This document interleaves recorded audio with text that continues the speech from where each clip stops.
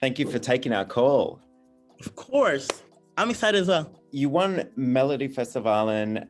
You're representing Sweden. It's so crazy. I mean, there hasn't been 1 minute of this entire experience where I've been like, okay, I get it. Because I grew up, listening to Carlo Pirelli singing Eric Salle's songs. And so I was on many occasions, I was starstruck when I was backstage. So it was fun doing the whole Melfest experience.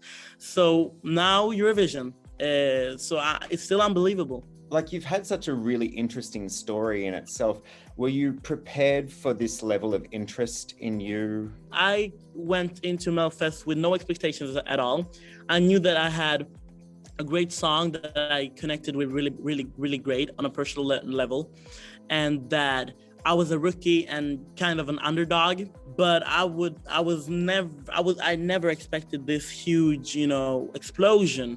It still hasn't settled. You're essentially part of Eurovision law now, so you will always be asked to sing voices. Do you think that you'll ever get sick of it? I've gotten a little bit sick of listening to the song because I have, I have siblings, young siblings that always plays it whenever we're in the car. But I haven't, come to that point where I'm sick of singing it because I still love singing it. It's got a life now because it's, like going out there to so many different people at such like different increments as well. Because I really like the acoustic version. And so I'm like going, can you hear? Oh, that's so cute. Thank you. Mwah. Thank you. That means a lot to me. I do wonder whether, like hearing so many voices is a bit overwhelming, right? What do you mean? This is like, I'm hearing voices. Like there's a million of them. It's more of like a happy, more, glorifying and more of like some, with harmonies and these voices could be votes as well, like exactly. voices. Exactly. In Swedish, actually, one vote and one voice it's the same word for it. So röst both means votes and voice. Do you think that you will do a Swedish version of Voices? I would have to say no, because I think this song belongs to everybody now.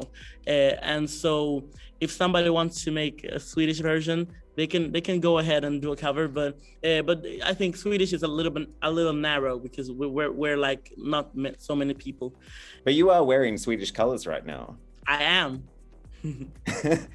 On fashion, because you are on point with fashion, what are you going to wear in Rotterdam? That's a big question.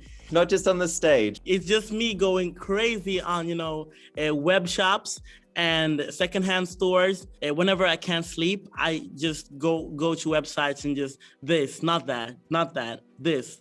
So yeah, I have more than enough, I think. This is a very different Eurovision year this year, and you're probably going to have to spend a lot of time in the hotel. How are you going to spend that time? Like dress up? I'm actually blessed with that time because that's the only time I get to, sit down and calmly study, handing in my assignments. And so I'm graduating high school after Eurovision. Like, I can't imagine what it must be like to sort of, be juggling the intensity of Eurovision and the intensity of, like final exams.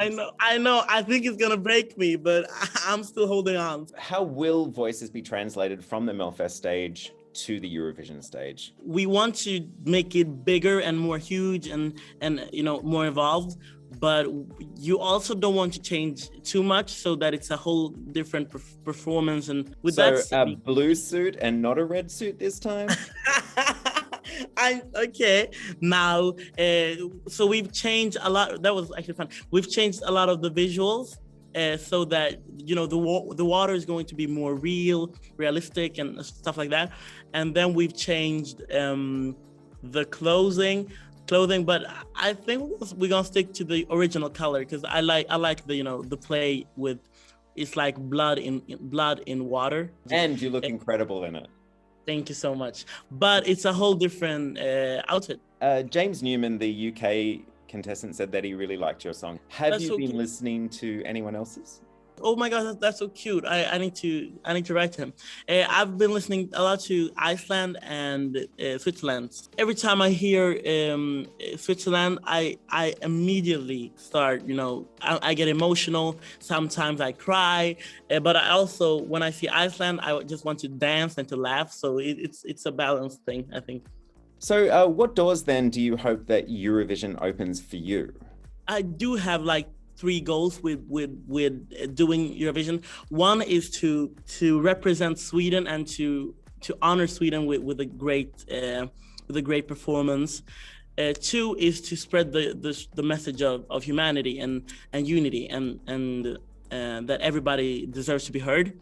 Right. And the 3rd, of course, is to connect with the people watching, and hopefully they will want to listen to my other music and my future stuff. So yeah. And when COVID is all behind us and you can travel again, will you come to Australia? Okay, I have to say I love Australia and always wanted to go, but I'm so afraid of your dead ass killing animals that are going to murder me.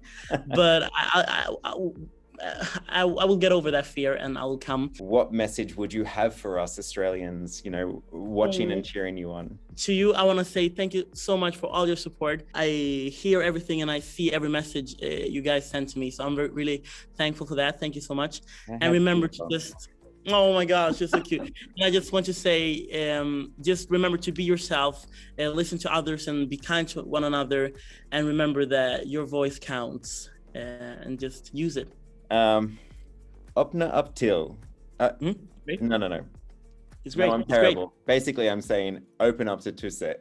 Uppna upp till. You did it great. You did it gratefully. I'm just one of the million voices, rooting for you. So I really wish you the best in Eurovision this year. Thank you so much. It's been a pleasure to speak with you, and thank you for a great interview.